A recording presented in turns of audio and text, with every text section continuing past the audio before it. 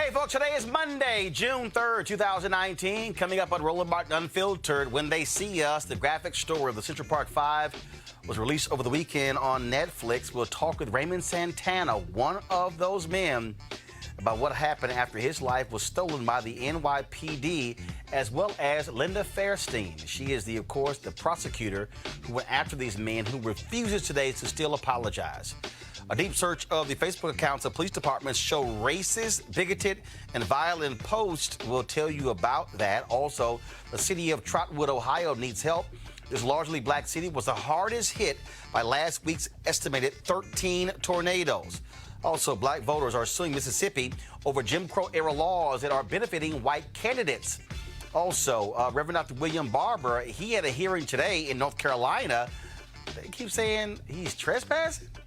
Really? What's wrong with y'all? And a fond farewell to Leah Chase, the queen of Creole cuisine. And of course, she passed away over the weekend, as well as former Noble National President, Police Chief Jimmy L. Wilson. Y'all, it's time to bring the funk on Roland Martin Unfiltered. Let's go. He's on it. Whatever the miss, he's on it.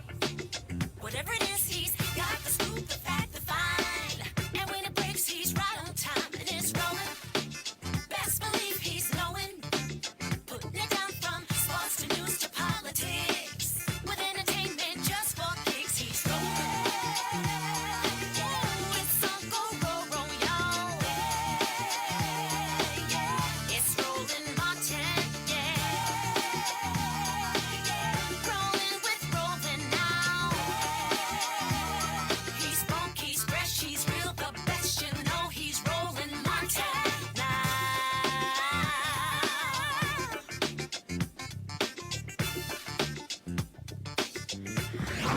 Martin. Last week, a flurry of tornadoes hit the Midwest in this country, including Dayton and surrounding areas. Some 13 tornadoes touched down. One of those places hard hit is Trotwood, Ohio. It has about 26,000 residents, most of them African American. They haven't had the same kind of response that usually goes to white areas that have been hit. Joining me right now is Mary McDonald. She is the mayor of Trotwood, and Michael Colbert, Montgomery County Administrator. Mayor, first and foremost, glad to have you. How are you doing? I'm happy to be here, Roland. Thanks for having me. Give us a sense of the damage that took place in Trotwood, and what do you need? What we need, and the kind of damage that happened in the city of Trotwood, we damaged over 450 structures throughout the city. And what we're doing now is getting our community cleaned up, working with the state, county, and federal agencies, and getting the needs of our citizens met. And when you talk about those structures being damaged and needs being met, first of all, is FEMA on the ground? What kind of assistance are you getting right now? Yes, FEMA is coming into the community here this week. They will be here on Wednesday, and they should be here for about 3 days going through our community. But we've already had support from the state, as well as our local and our county municipalities in terms of helping us. Have folks been displaced? Are people out of homes? Exactly what's those conditions? Absolutely. There are citizens that have been displaced. A large area of damage was in apartment complexes, and over 700 people were evicted in those particular areas. So we are making sure many of them are taken care of in housing, but many of them are with family, and friends are being very well taken care of. Do you have any web page or anything set up if people wanted to be able to assist those in Trotwood, Ohio? We don't have those things in place just yet. I tell you, it's just 1 week today, and every effort that we've had has been in cleaning up our community and trying to get a sense of normality so we can assess the damage and be able to move ourselves forward. All right, then. Well, Mayor McDonald, I know you're busy there and you have other things to do. We certainly appreciate you joining with us. Is there any place, any phone number or site that you want to give out to our viewers where they can offer assistance? Anything you have like that? Absolutely. I'd like to say 937-854-7212 is the phone number you can reach. And I want you to know that everything is going well here. We're getting the assistance that we need. And we are excited about the new future that Trotwood will have as a result of this. We're resilient and a strong community, and we expect the recovery to be at absolute success for our citizens. All right, Mayor McDonald, we appreciate it. Thank you so very much. Thank you. All right, folks. On Friday, Netflix premiered the Ava DuVernay series called When They See Us. It is about the case of the Central Park Five. It is 5 young men, most who did not even know each other, who went to prison as a result for a rape they did not commit. It was one that, of course, dominated headlines in New York City and all across the country when it took place. Here is a clip from the movie. The young men who have been arrested in connection with the attack are flying over a land list of charges on the side of a road in Central Park.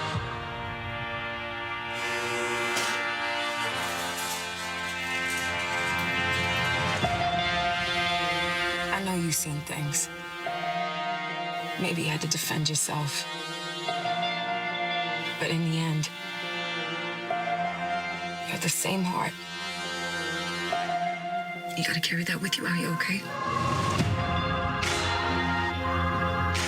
You're a convicted sexual predator. See, that's the law, not the truth. What those people stole from you, you can't buy back. But you don't gotta be what they said you were.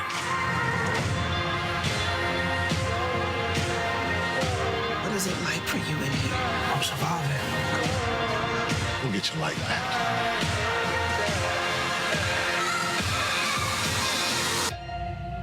Take it back.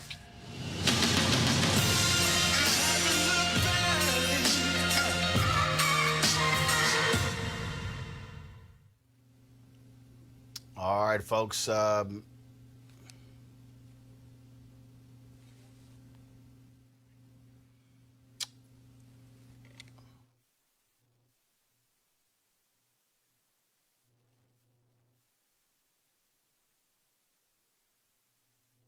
All right, folks, come back to me. We have some technical difficulties here, so there we go. Joining us right now, though, is one of the Central Park Five, Raymond Santana.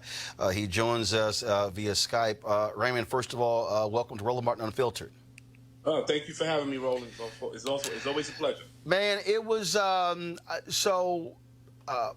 4-part series. I watched all 4 parts Friday night, and it was beyond stunning, shocking to actually see the details, to see what y'all went through, to see how the cops coerced testimony, confessions, to see how prosecutors lied, how they withheld evidence, and how they refused to really investigate this and really damaged all 5 of you, years that you can't get back. For you, what was it like to actually see this, all 4 parts?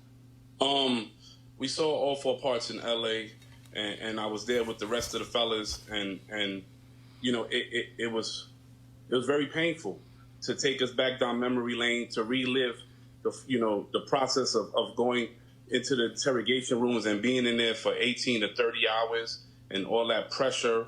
And then there was things that we didn't really know about each other that we thought we did. We thought that we had a handle on the whole situation, that we knew everything. And then there was things that it just blew us away. And for the 5 of us, it made us relive the situation. It made us take a step back and reevaluate, and try to bring us even closer together. Definitely painful. Watching it, and I remember, of course, it taking place. I remember what happened, but there were so many other details that we did not know about. The fact that cops were interviewing young men without their parents present, how they were actually lying, subverting justice to get them out of the room, beating confessions as well. And then, of course, you see what Linda Fairstein and the other prosecutor, Elizabeth Lederer, what they were doing as well. These are people who are supposed to be about, when you go to Supreme Court, it says equal justice under law. But the reality is that's not what y'all experienced. That's right. 100%. 100%. It was the total opposite. Here was these, these seasoned veteran detectives who, they was the elite of the police force, and they was using these tactics on us that we never even heard of. that we didn't know. You know, there was no CSI, Law and Order, back in 1989, so we didn't know about the good cop, bad cop. You know, we didn't know that, you know, that Corey was going to be physically abused by the police in the precinct. So this stuff was all new to us, and it was just the great amount of pressure that they put us under that we couldn't handle as 14 and 15-year-old kids. When you talk about, probably out of all 5 of you, I mean, it was just stunning seeing what took place. But Yes. but to look at what Corey went through, knowing full well he only went to the precinct to offer support for his friend, that he served more time in prison than anybody else. He was he was beaten and almost killed. Episode 4 was just, I mean, my mouth was wide open watching it. Were y'all all aware of the hell that he went through? No, not at all. I mean, at the end of the day, everybody is going through, you know, everybody's going through their travels through the criminal justice system. And then when everybody gets out, you know, there's not really a conversation about it. And even when Corey gets out, we never really have a clue of the impact of how much he went through until we saw this series. And so it was an eye-opener. And for us, you know, it was about embracing him. He's our brother. That's my brother at the end of the day. And it was stuff that I didn't know. But you know, it was heartbreaking to see that. It definitely was. The what was also stunning is that the way this was presented, as if all 5 of you were friends, when the reality is only Corey and Yusef knew each other. That scene of the 5 of you in the room for the first time, introducing yourselves to each other. That's correct. That's correct. That's correct. I mean, we didn't know each other. And you know, at that point, it's like everybody understands in one accord what happened. Everybody in that room says, okay, we have been taken advantage of. And it's at that moment that we vow to fight against the system. Yeah. There's an assumption that young men get in trouble. They come from fatherless homes. But the reality is several of you had fathers involved with in your lives. But you had police officers who also were taken into account, who were taken advantage of, also parents who didn't know better, who didn't know what was going on. In your case, having your grandmother leave the room, coercing your dad into signing your confession. I mean, it was. I mean, watching this, you're literally going, really? And then the next one, really? And the next one, really? Yeah. Yeah. I mean, we came from good home. We came from good family homes. I mean, my parents, my dad didn't have a criminal record. Like, he never had dealings with the police. So he was just naive, just as naive as I was. And he was a grown man, you know, who was a hardworking man, who went to work every day, you know, and he worked the same job for 44 years until he retired. And so the system also took advantage of our family members. Yeah. I want to go back to Corey. And it's hard for some people to hear this, but when you hear that it was God's divine order, here's the guy who went to help a friend out. That's right. Gets caught up, serves the longest time. He's moved around from prison to prison, unlike the rest of you. And he ends up being the one who comes into direct connection with the real rapist. Yeah. I'm literally watching this and I'm going, first of all, Hollywood could literally not write. That's right. No, Hollywood, no one could actually write a story where the guy gets into a fight with the actual rapist. They get separated. He goes to another prison and runs into the same guy who eventually is the one who confesses to being the real rapist. When you found out how all of that came about, what were you thinking? No, it blew my mind. At the end of the day, like you said, this is a story that if you sat somebody down and you told them the story, they will look at you like you're lying. They'll look at you like you're crazy, like you made this up.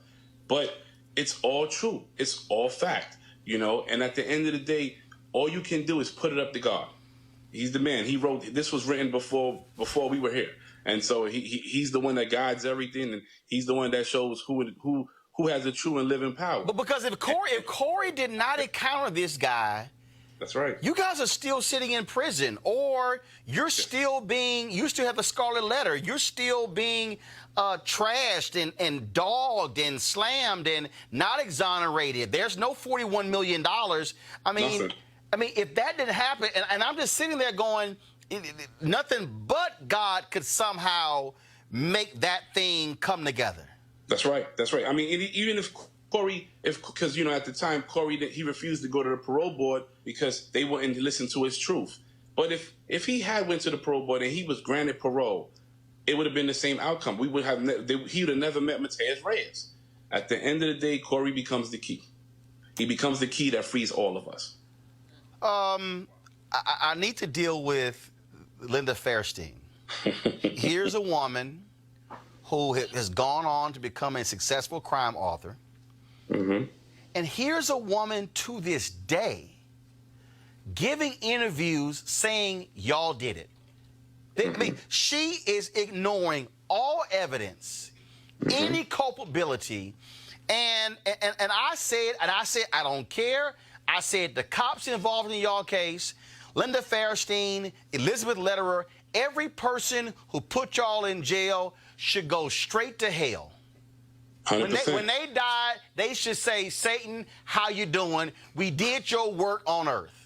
That's right, 100%. And again, it's a test to God at the end of the day that he controls everything. This is the woman who orchestrated, you know, the investigation, who was the lead investigator in this case, who was the head of the sex crimes unit and was given, you know, ultimate authority to do whatever she pleased with us. And she's also the woman who leaked several quotes and much information to the media. She orchestrated this whole thing. And now that it's 30 years later, she's the only person that's still standing, basically taking the last stance, saying that we're still guilty. She's basically the only one, the only voice. I am on Twitter right now. Here we go to my iPad. I want to read this for you. You don't see it? Okay, guys, let's figure out why you can't see it. But this is what from the Daily Beast. Ava DuVernay on reaching out to Central Park 5 prosecutor Linda Fairstein for When They See Us. I don't know if I've told anyone this, but she tried to negotiate conditions for her to speak with me, including approvals over the script. Here's a woman still trying to manipulate this story decades later. Yeah, she stuck to the same narrative, and she will not get off that narrative, and it's that pride. You know, it's easier for them to stick to the narrative and ride it all the way out than just saying, you know what, we was wrong and we messed up. Talk about apologies. In the movie, of course, Ava DuVernay deals with Donald Trump. This is a man who wanted a full page, who wanted y'all to get the death penalty, took a full-page ad out. He gave interviews as well. When he was asked during the campaign about this, he still said, you guys committed the crimes. And, you know, he's demanded apologies from a lot of people, and I've made it perfectly clear. I said he can go to hell as far as I'm concerned, demanding apologies from anybody, because until he publicly apologizes to y'all in the Central Park 5 and your families, he should shut up asking anybody else to apologize for anything. 100% truth. I mean, it's a start. That's where he needs to start. He needs to start with an apology to us and our families, and then go down the line from there and apologize to all the people that he have ridiculed, made fun of, talked bad about. I mean, you know the clownish stuff that he does. We don't have to go through it. Everybody, the whole country knows. But it's definitely a need for him to start with apologizing to the 5 of us and our families. Definitely. When we think about Colin Kaepernick, he has held these sessions with young boys across the country, know your rights. There's a video out of a young black man being arrested by a cop in Decatur, Georgia. The brother's handcuffed, and the brother is saying, no, I want your badge and I want your name. and the cop tells him, F you. Cop's upset with him. And the brother said, oh, I'm clean. Y'all can do anything to me. And and it's a black cop standing right there. And you see this white supervisor cussing this young man out, completely having the wrong attitude. And we think about what you guys went through. There were black cops who were aware of what the detectives were doing, and it was wrong. Yeah. And I had somebody who said, well, Roland, you can't blame them. I said, no, damn that. I said, you can. Because if you put that badge on, that uniform on, you are sworn to uphold and protect the law. And the reality is, if there were any black cops or any white cops or Latino cops or who were aware of what was happening then, they should have spoken up as opposed to what happened to 14 and 15 and 16-year-old young men. That's right. That's right. I mean, it's just an attest to show how strong their agency is, that blue wall of silence is serious. I mean, when you had Mayor Bloomberg in office, I mean, he poured billions of dollars into their budgets, and he created a small army. He gave them the power to be what they are today. And so at the end of the day, this agency has run rampant, and that wall of silence has become that blue wall of silence has become very strong, and it's very hard to battle against them when you have billion-dollar budgets and you can get the best of the best. I mean, this is a shame. You know, we have to revamp that blue wall of silence. I mean, we even know that the quota was exposed. Stop and frisk was exposed, and they still are able to operate. They still are able to operate and move that the way they want to, and treat our people like we're second-class citizens. Speaking of Mayor Bloomberg, Commissioner Ray Kelly, they fought this settlement. The only reason this settlement, this $41 million settlement took place was because Bill de Blasio was elected mayor of New York. Michael Bloomberg did not want to apologize, did not want you guys exonerated, and did not want to have to pay for the crimes of the NYPD, the crimes of the district attorney's office. That's 100% correct. I mean, at the end of the day, Commissioner Kelly was in a deposition. Commissioner Kelly is, I mean, when this deposition is released, if it ever is released to the public, you guys will get to see it yourself and read it yourself. And I mean, he in this deposition, you know, he says that Mateus Reyes, who's the actual perpetrator of this crime, is credible for the 4 rapes and the murder, but he's not credible for the Central Park jogger case. And so this is what we had to deal with within those 13 years of Mayor Bloomberg in office. Also, I tweeted something earlier. Had they done their job, there was a woman there you go. who was raped and murdered after a Central Park jogger.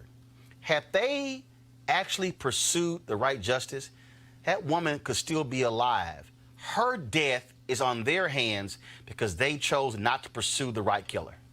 Yeah, it's 100% correct. I mean, there were in the Nancy Ryan report, Mateus Reyes goes on to solve, I think, 4 unsolved cases that they didn't even know he did. And so this was how bad that they fumbled this whole case, even his case at the end of the day, you know, because they knew that he committed a rape 3 days in Central Park before the jogger case. So, you know, they was looking for him already. He was known as the East Side Slasher, the East Side Rapist. And like you said, Roland, if they would have did their job, this woman would have still been alive, and those other 4 rapes wouldn't have occurred. Got some questions from my panelists here. I have Eugene Craig, CEO, Eugene Craig Organization, joining us via Skype. Dr. Avis Jones DeWeaver, a political analyst. Joseph Williams, senior editor, U.S. News and World Report. I'll first start with you, Avis. Avis, Joseph, then Eugene. First of all, I just want to say thank you for being strong and surviving this. I am the mother of 2 sons. One is 15, maybe about the age that you were when this whole nightmare started. And I cannot imagine what it would have been like to see my child be caught up in this. So my question to you is, I've been seeing a lot of women in my network saying they don't want to watch this because they don't know that they can sit through it.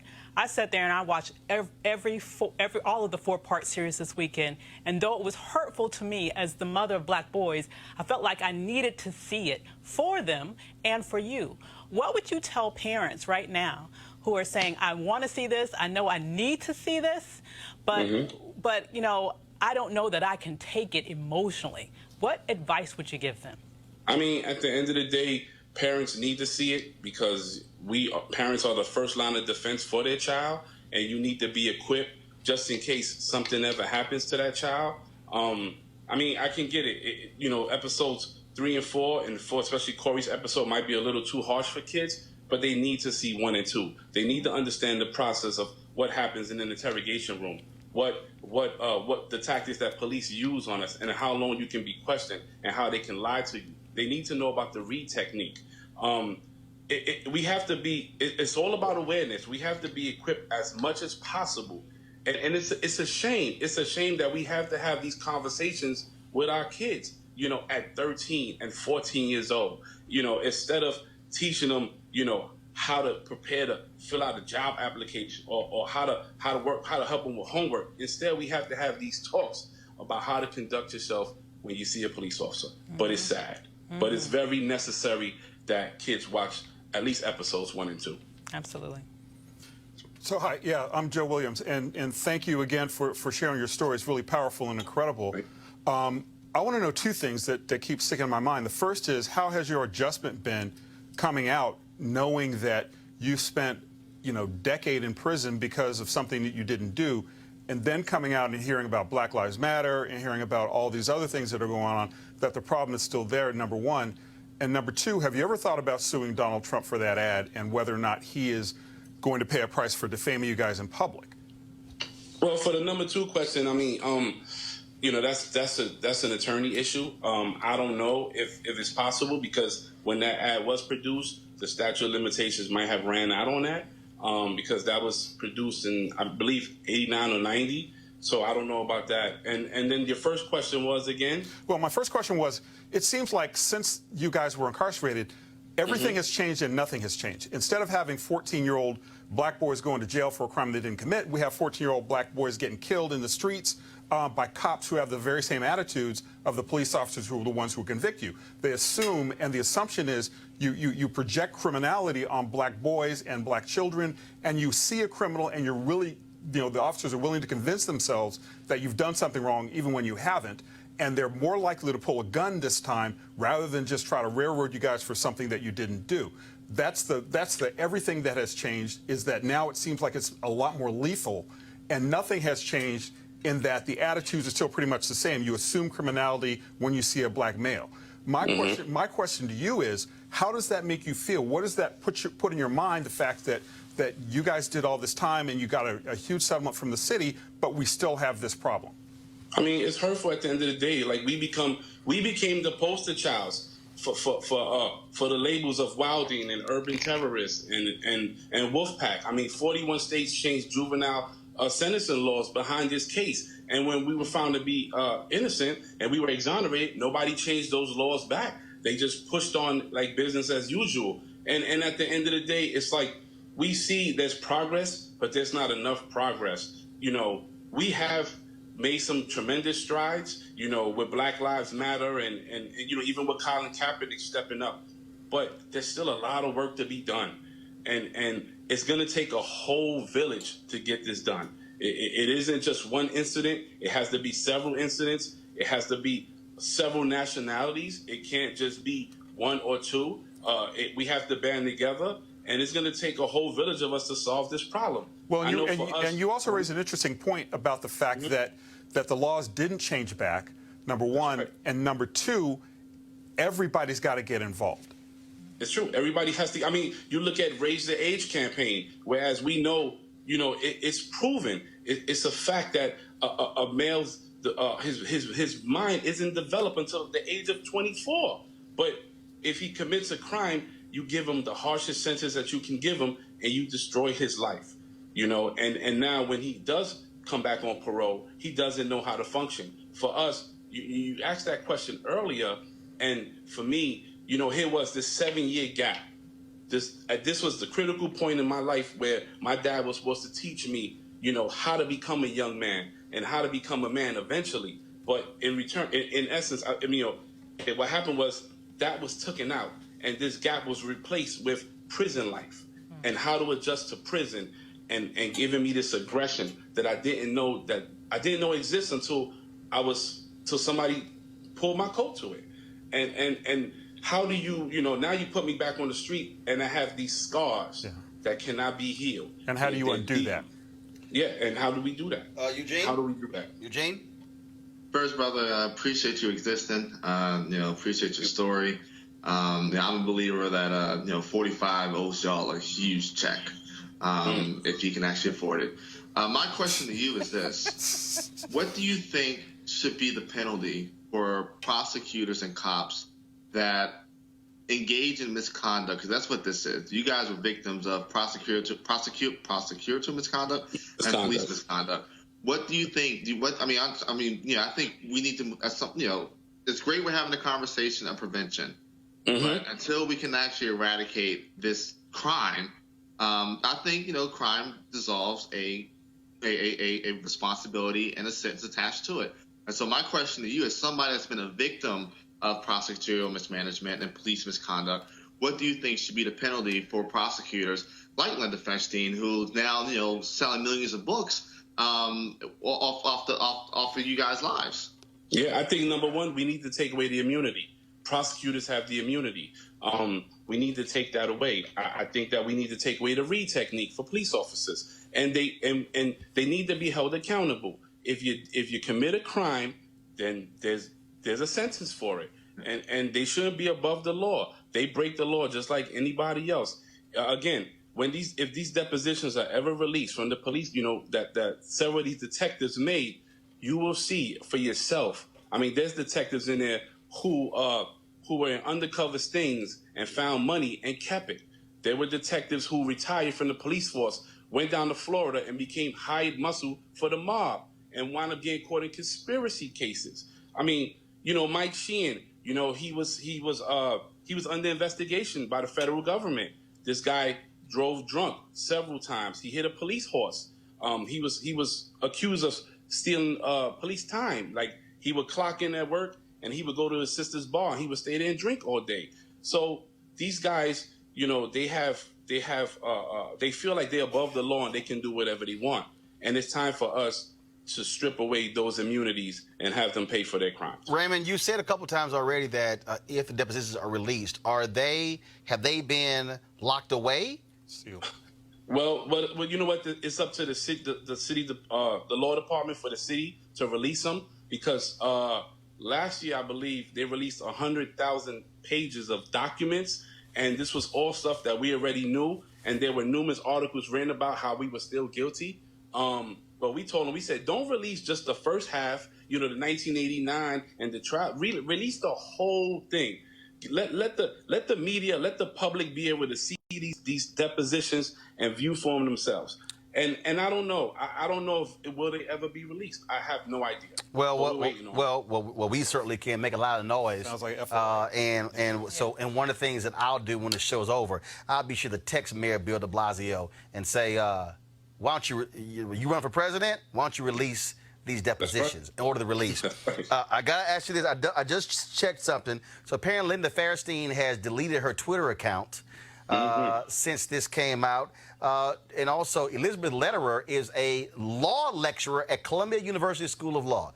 Do you believe that the publisher of Linda Feinstein should drop her, and Columbia should say there's no way in hell that the woman who prosecuted the Central Park 5 case should be teaching anybody the law? Do you believe that Columbia should boot Elizabeth Lederer and Feinstein should lose her book deal? 100%.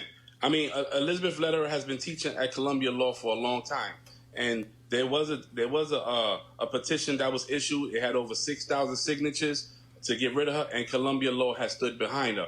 And all they have done was that they tweaked her bio, because on her bio she noticed the Central Park 5 case as like a badge of honor. And when this petition came out, they tweaked her bio and took it off, but she still works there. And so Columbia University is at fault.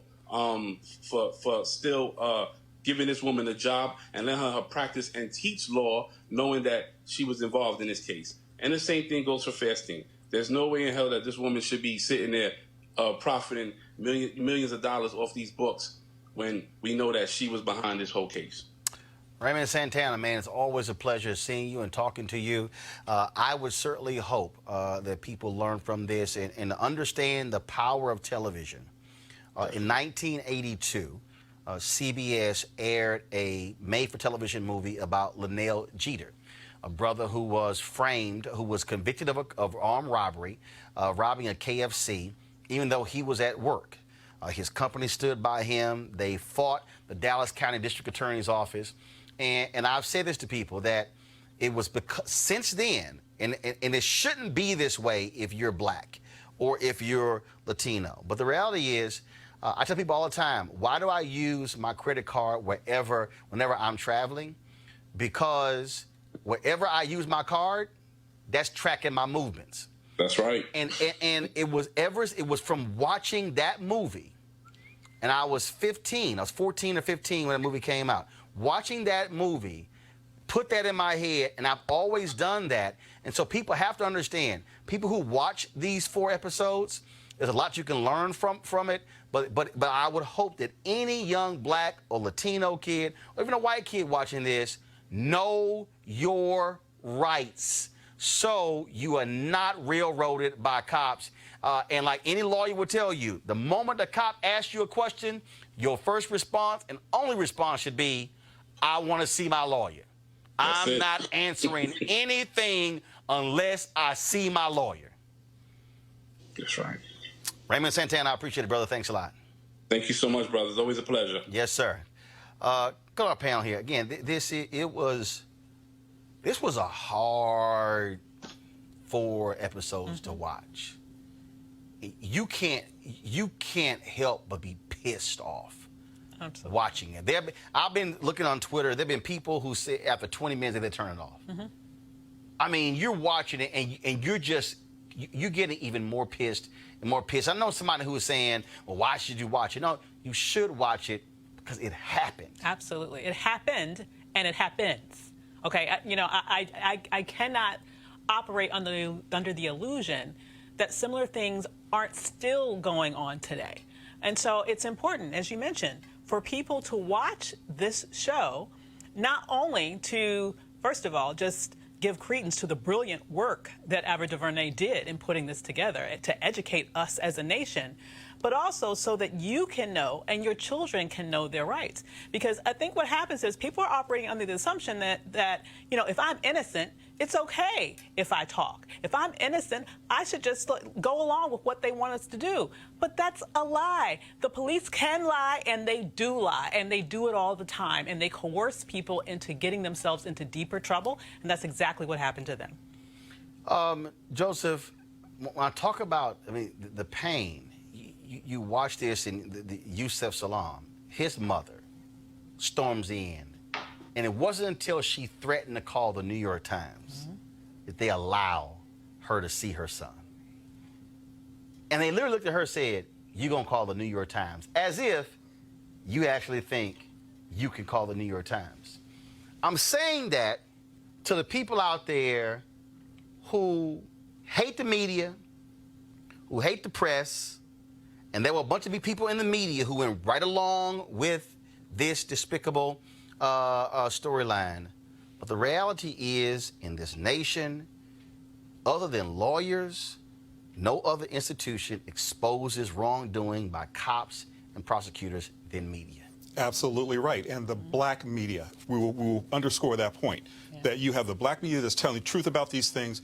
You have people who are invested in understanding the fact that this happens all the time. And that's one of the things that struck me about what you were saying, Avis, is like, this is the only one we know about. Right. This is the only one that made headlines.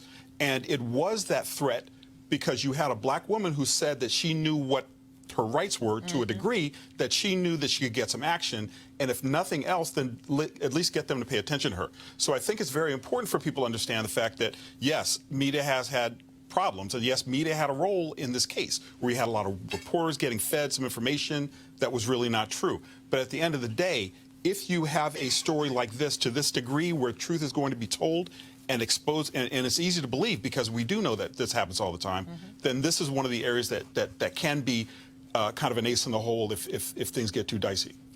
Eugene, Saturday I was playing golf, and one of the brothers who I play golf with, his daughter graduated from George Washington University Law School, and he said, man, come on by the house for a plate. And you know, look, brother don't turn down a free plate, especially at a cookout. He was doing the fish, and it was pretty interesting. I'm gonna roll this video here. So this is a video of this sister, Krista, and a number of her law school graduates taking a shot of them for graduation. Go to my iPad. Check this out. First time, and that's it. Yes! Lawyers, toast to that.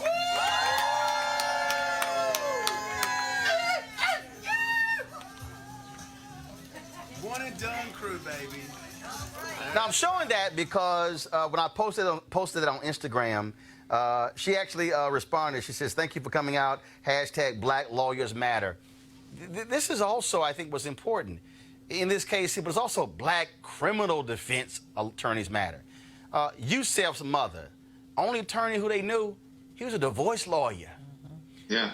One of the other folks was a public defender. And the thing is, this is why Black folks in media matter. To Joseph's point, Black lawyers matter because we understand how we have been systematically railroaded in this country. Absolutely. It's a lot to unpack there. Media and the press has played traditionally an important role in uncovering scandal after scandal after scandal after scandal. The biggest scandals in our country have all been uncovered by reporters that just would not give up. You know, the one thing that even the beat police understood was that, hey, the bad press could definitely blow up what we have going on here. But to the notion of the Black lawyers absolutely do matter. Black criminal defense attorneys absolutely do matter. I'll give you an example. I went to traffic court about a month ago, and I stuck around for about an hour or so, a little bit, maybe like 2 hours after, just to sit back and watch, you know, how things operate. You know, I'm working, you know, in criminal justice reform space, and you know, you gotta have a full understanding of it. What I saw with some of the public defenders putting just horrible deals in front of people, just because, you know, they didn't have their best interest of the client at heart and just trying to move the case along. And I'm talking, you know, hey, accept 6-month probation in exchange for not having to pay like a $300 fine, when the judge knows that you're probably going to, you know, get caught up driving without a license again. It's a setup for failure. And it comes to the matter of Black criminal defense attorneys mattering, Black lawyers mattering. We need a pipeline of Black lawyers. You know, during the civil rights era, it was Black lawyers that while folk were protesting, you know, getting locked up, getting them out and getting them bonded and bailed out, trying harsh laws in the federal courts. One thing I would love to see, and I'm having some conversational background with some folk, you know, the Supreme Court recently came in and applied the 8th Amendment to things such as tickets that escalate dramatically, like we saw in Ferguson. That's something that ruling could be applied to a lot of things across the country. And I think it's going to take, you know, Black lawyers, young Black lawyers, that can be aggressive and taking on these activist roles and pursuing justice, real justice, correcting a flawed system. All right, folks, going to go to break right now. When we come back, we're going to talk about Reverend Dr. William Barber. Why are North Carolina Republicans so scared of this brother? We'll tell you about him speaking to the media after there was a hearing for second-degree trespassing. Really, in the General Assembly, it's the legislature, the people's building. We'll talk about that and a lot more right here in Roland Martin Unfiltered. You want to check out Roland Martin Unfiltered? YouTube.com/Roland S. Martin. And subscribe to our YouTube channel. There's only one daily digital show out here that keeps it black and keep it real. It's Roland Martin Unfiltered. See that name right there? Roland Martin Unfiltered. Like, share, and subscribe to our YouTube channel. That's YouTube.com/Roland S. Martin. And don't forget to turn on your notifications so when we go live, you'll know it. All right, folks, they're back. MarijuanaStock.org has another great investment opportunity. If you were lucky enough to invest in their last crowdfunding campaign, you know they raised a lot of money in just a few months investing in legal marijuana farms. Those initial investors now own shares of a publicly traded company. They're on fire, folks, and last time you may have missed out. You don't want to miss out this time. Now they have a new investment opportunity that is as good, if not even better, than the last. I'm talking about industrial hemp CBD. Now, for those who don't know, the hemp plant is the cousin to marijuana with a much higher concentration of CBD, which means hemp CBD gives you all of the medical benefits of marijuana without getting you high. Now, until recently, hemp farming was practically illegal in the U.S. and heavily regulated by the DEA. However, the 2018 Farm Bill Congress passed, making it legal to grow hemp CBD in the U.S., is creating one of the largest commodities worldwide. They need land to grow all of the plants. This makes for an incredible investment opportunity, and that's where our good friends at 420 Real Estate come in. Their business model is very simple. They buy land that supports hemp CBD grow operations and lease it to licensed, high-paying tenants. That's right, they are hemp CBD landlords, and you can get in on the action. You can invest in the crowdfunding campaign for as little as $200 up to $10,000. You may not want to miss out on this one, folks. All you got to do to invest is go to marijuanastock.org. That's marijuanastock.org. You can get in the game, and you should do it now. Folks, Reverend Dr. William Barber, of course, is our good friend, and he's been ticking off Republicans there in the North Carolina legislature. And it got so bad that they literally barred him from coming to the legislature. Are you serious? It says trespassing. Well, there was a hearing today, and this is him talking to the media after the hearing. In this particular instance, fighting for 500,000 people who need health care. The legislature that we have now has been proven to be unconstitutionally constituted. They are the real violators of the law. They've been found guilty of voter suppression. And we believe they're guilty of not allowing people in this state to have access to health care. 346,000 of which are white in this state. And so this was all basic hearing. We think the state is trying to prevent us from arguing the very thing that is the basis of our protest, and that is the Constitution. The lawyers are doing well, and we intend to stand, because this is so much bigger than any one person. This is about the people of North Carolina, and it's about whether or not we have full right to speak, to justice, to have free speech, and to make sure that that building is not a place where legislators can hide from the people, but instead where they can be found so that we can do what the Constitution says, and that's instructive. We were there. Now, Eugene, come back to me. So what happened was in April, a ban was lifted on Reverend Barber being allowed into the building because the Republicans said, we don't want y'all protesting. North Carolina Republicans, that's how crazy they are. Literally went to court to say, ban him from bringing people into the state capitol to protest against bills. That's how crazy North Carolina Republicans are. This is the same party that, celebrated electing the first black chairman and couldn't wait to get rid of that first black chairman as soon as possible. We know North Carolina Republicans are crazy as hell. We know North Carolina is, politically headed to a hell in the handbasket. It's indefensible. It's a violation of Reverend Barber's First Amendment rights. They would never do this to a two-way rally crowd. They would never do this to the pro-life people that flood every single GA cycle when bills are put up. But they're targeting this gentleman who's fighting for the rights of black, brown, and poor people. Avis, this is funny. So literally, this took place. This is the article from June 16th, 2017. Here we go to my iPad. Reverend William Barber, the North Carolina NAACP president, has been banned from entering the North Carolina Legislative Building following his arrest during a protest on May 30th. The ban also applies to 31 other protesters arrested that day during a health care sit-in. They were protesting health care. Oh, my God. Oh, my God. Oh, my God. Well, as been said, I can't even imagine what I could be surprised by at this point by that particular legislator. The Republicans in North Carolina have been off the chain for a while now. And it's very interesting to me. These very same people who want to talk Second Amendment, Second Amendment, Second Amendment. Constitution. Oh, my God. We're original constructionists. Absolutely. All of a sudden, skip over the First Amendment when it applies to people that they don't want to hear from. So the hypocrisy is just astounding. But once again, they've done so many astounding things that it's really hard for them to do anything that surprises me at this point. Joseph. You know, it's the one thing that worries me about this whole thing, right, is the fact that they have banned a guy, and he's got to go to court. I mean, one person, Reverend Barber, who's trying to lead a movement, and they've gone to court to try to get him to stop this.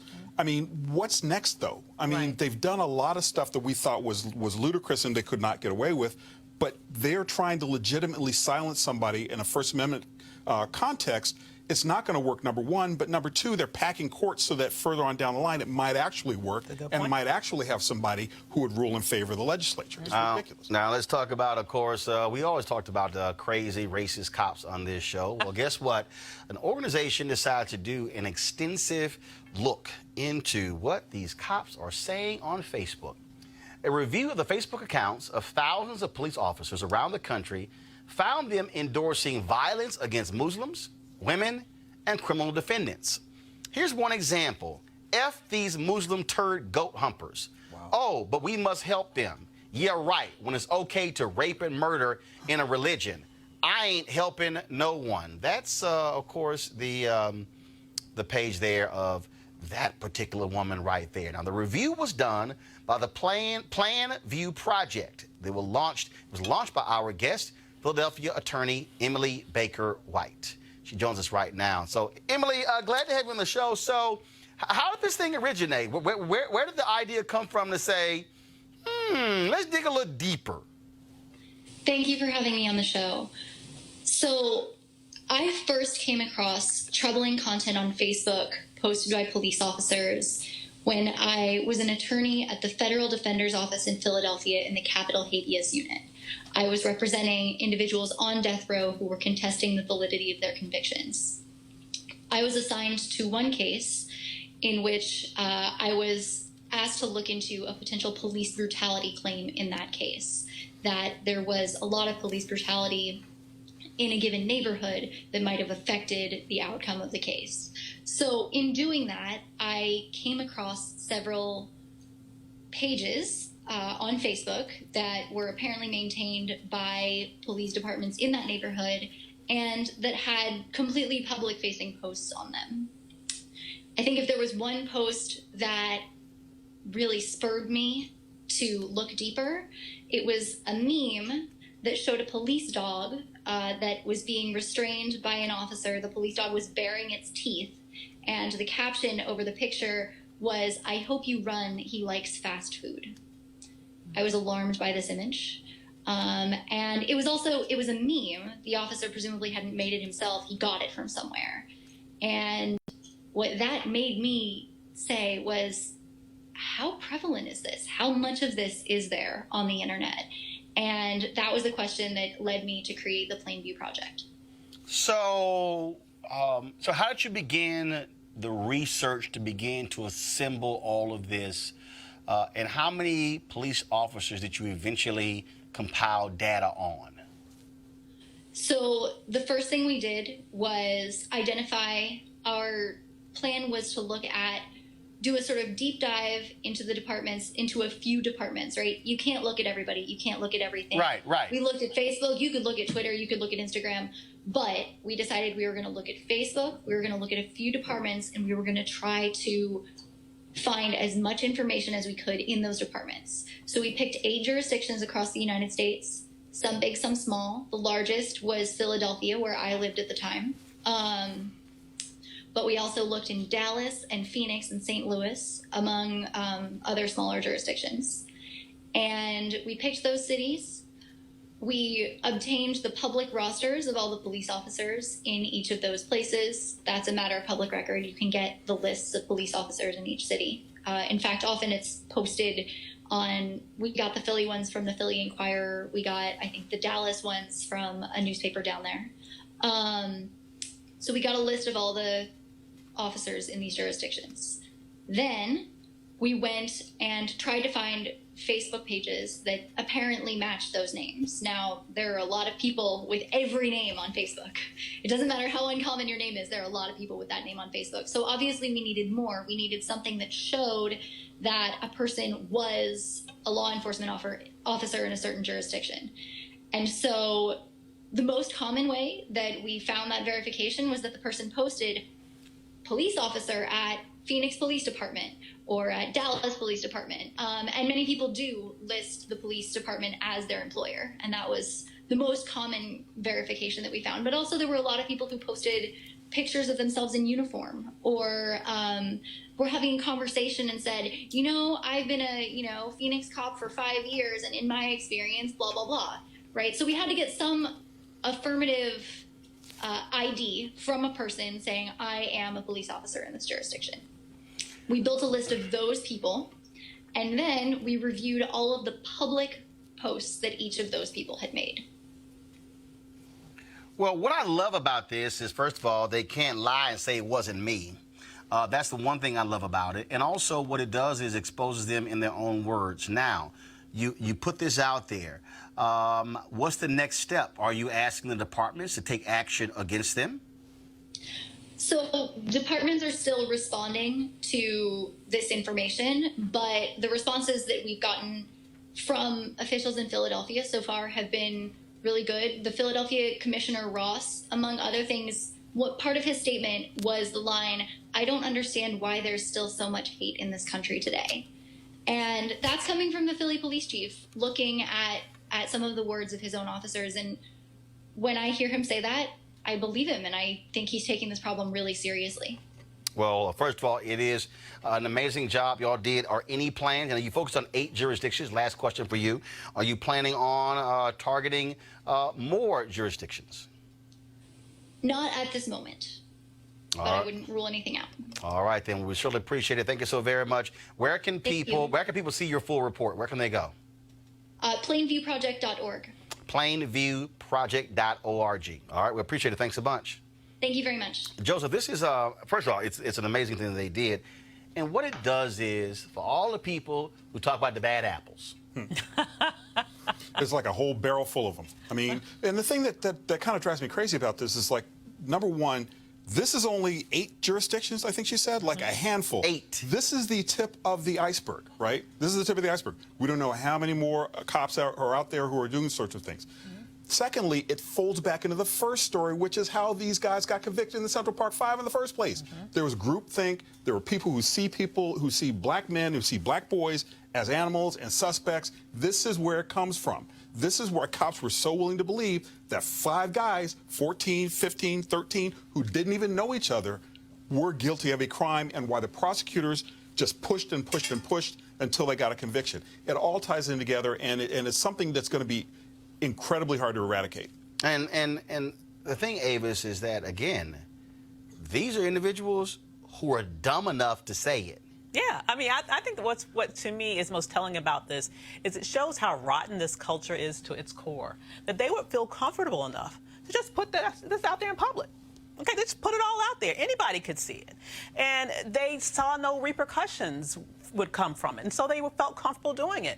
And I also am not as quite comforted by the Philadelphia police chief's words as the author of this report was, because quite frankly, he should have known. Yeah. Well, words are one thing, but now what do you do next? Yeah. I mean, that's what's key. Absolutely. And you know the culture of your organization, and if you don't, well, that's a problem. But he knows. Come on now. He knows. Eugene? Well, actually, you know what? No, I would dare say, Eugene, folks may not know because they don't properly monitor. And that's the problem I have. And I think what they've exposed is, how in the hell are you not keeping tabs on your own cops? Again, you're sworn to protect and uphold the law, as opposed to beat people, to denigrate people, and say, I'm not going to represent you. Yeah, I mean, I think there should be special scrutiny when it comes to police officers and law enforcement. I think the next step absolutely probably should be is that you take that 8, you gather the resource to cover 100, 200, 300, maybe 1,000, and then probably expand to the full 4,000 departments that we know about. And then from there, this database has to be searchable. It has to be as accessible for your common defense attorney who has a client that's been brutally abused by the police to be able to run those officers' names and say, boom, here we go. These people have they have the bias and they put it on display. One of the former Baltimore City Central Committee chairman and here he was a lawyer, defense attorney, and he kept the list of corrupt cops and bad cops in his office. And when he would get a client, he would just go back and see who was the arresting officer and match up to that list. And if he matched up to that list, it is be open shut case for him.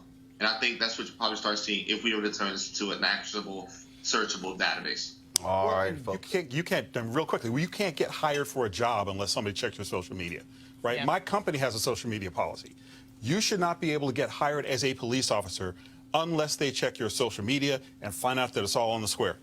Kind of basic. Simple. Yeah. Kind of basic. Costs nothing. All right, folks, we've lost a major law enforcement figure. The National Organization of Black Law Enforcement Executives is mourning the loss of one of its own today. Jimmy Wilson served as Noble's national president in 2002. He passed away this weekend. He was the chief of police in Petersburg, Virginia, and a Washington, D.C. police officer from 1968 to 1986, rising through the ranks in the city's 6th police precinct and reorganizing the department's homicide investigations unit. Wilson headed investigations into the 1981 attempted assassination of President Ronald Reagan and was also responsible for the arrest of shooter John Hinckley. He led investigations into the 1982 Potomac River airline crash that killed 79 people. He also led the investigations of terrorist activities. We certainly appreciate all that Officer Wilson, Chief Wilson, has done, and we certainly send our best to his families and those who loved him. Also, folks, on Saturday night, we lost a living legend, of course, Leah Chase. She, of course, the queen of Creole cuisine. She passed away Saturday at the age of 96. If you've ever been to New Orleans, chances are you've had a meal at Dookie Chase's restaurant, named after her husband, who she was married to for 70 years, who passed away just a couple of years ago.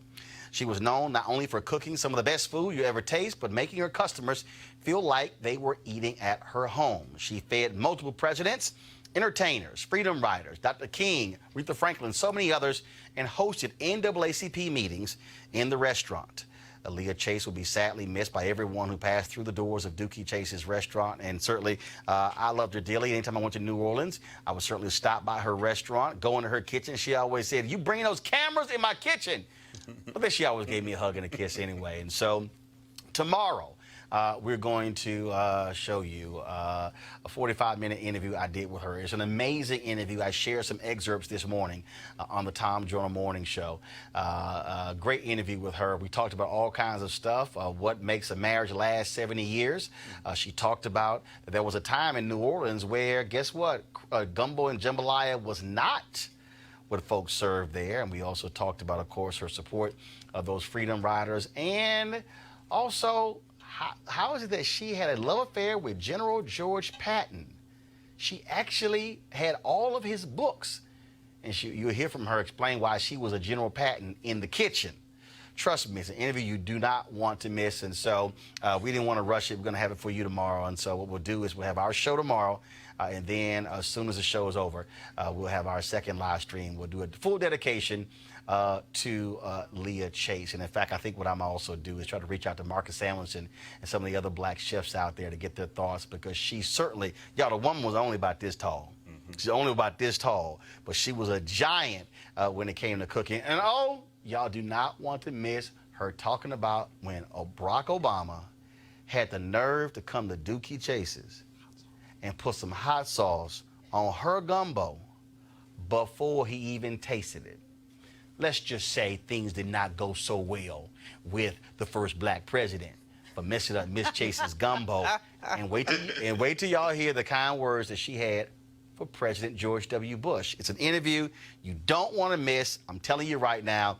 And so we're looking forward to paying proper tribute to Leah Chase. All right, folks. I want to thank all our panel being with us today. Robert, excuse me, Eugene, Joseph, as well as Avis. Thank you so very much. And also, folks, don't forget, we want you to support Roland Martin Unfiltered by joining our Bring the Funk fan club. Every dollar you give goes to support this show, to make this possible for us to be able to pay tribute to folks like Officer Wilson and also to Leah Chase, because let's just be honest, they're not going to get their just due other places. Well, this is why we have to have our own institutions to do so. And in fact, she also has some great words, and why it's important for Black media, for us to keep telling the truth even when others don't like it.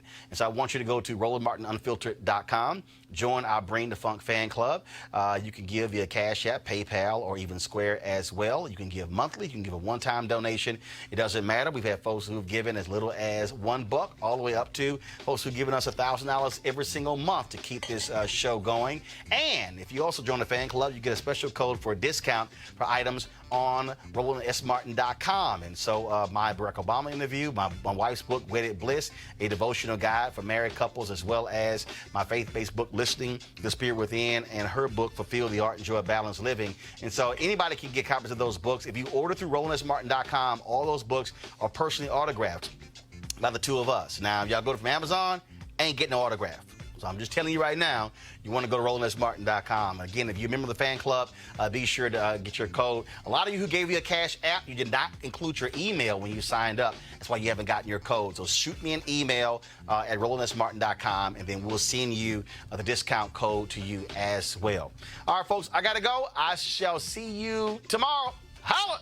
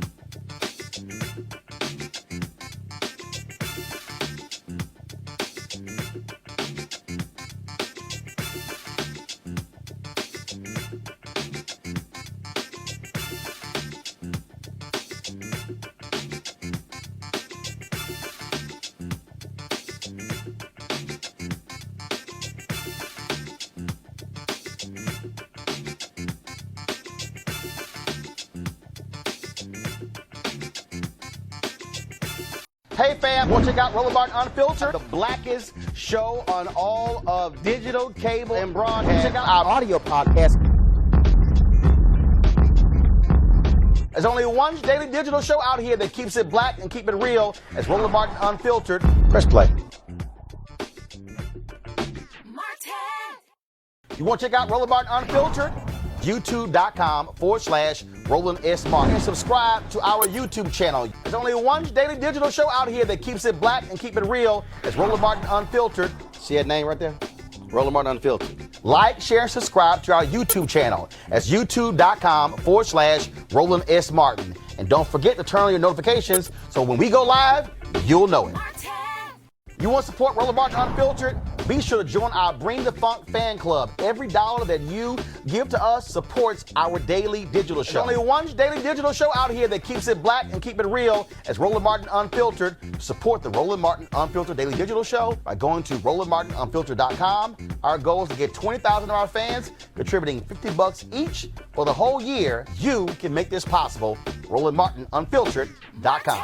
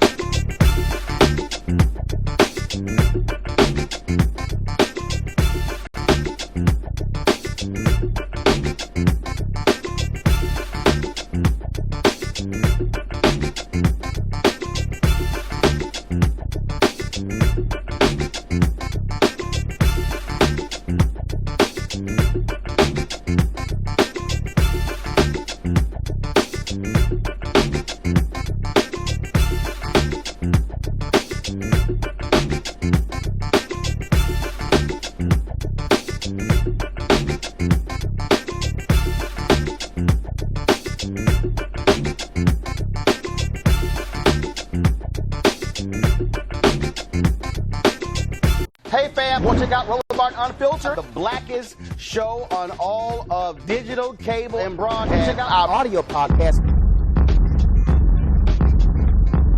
There's only one daily digital show out here that keeps it black and keep it real. It's Roland Martin Unfiltered. Press play. You want to support Roland Martin Unfiltered? Be sure to join our Bring the Funk fan club. Every dollar that you give to us supports our daily digital show. There's only one daily digital show out here that keeps it black and keep it real. It's Roland Martin Unfiltered. Support the Roland Martin Unfiltered daily digital show by going to RolandMartinUnfiltered.com. Our goal is to get 20,000 of our fans contributing $50 each for the whole year. You can make this possible. RolandMartinUnfiltered.com.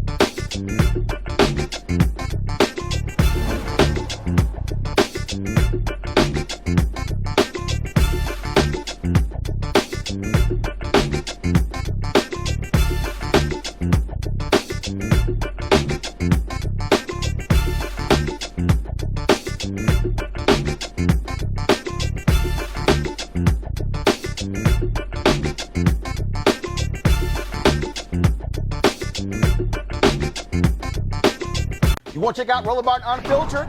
YouTube.com/Roland S. Martin. And subscribe to our YouTube channel. There's only one daily digital show out here that keeps it black and keep it real. It's Roland Martin Unfiltered. See that name right there? Roland Martin Unfiltered. Like, share, and subscribe to our YouTube channel. That's YouTube.com/Roland S. Martin. And don't forget to turn on your notifications so when we go live, you'll know it. Hey fam, want to check out Roland Martin Unfiltered, the blackest show on all of digital, cable, and broadcast. Check out our audio podcast. There's only one daily digital show out here that keeps it black and keep it real. It's Roland Martin Unfiltered. Press play. You want to support Roland Martin Unfiltered? Be sure to join our Bring the Funk fan club. Every dollar that you give to us supports our daily digital show. There's only one daily digital show out here that keeps it black and keep it real. It's Roland Martin Unfiltered. Support the Roland Martin Unfiltered daily digital show by going to RolandMartinUnfiltered.com. Our goal is to get 20,000 of our fans contributing $50 each for the whole year. You can make this possible. RolandMartinUnfiltered.com.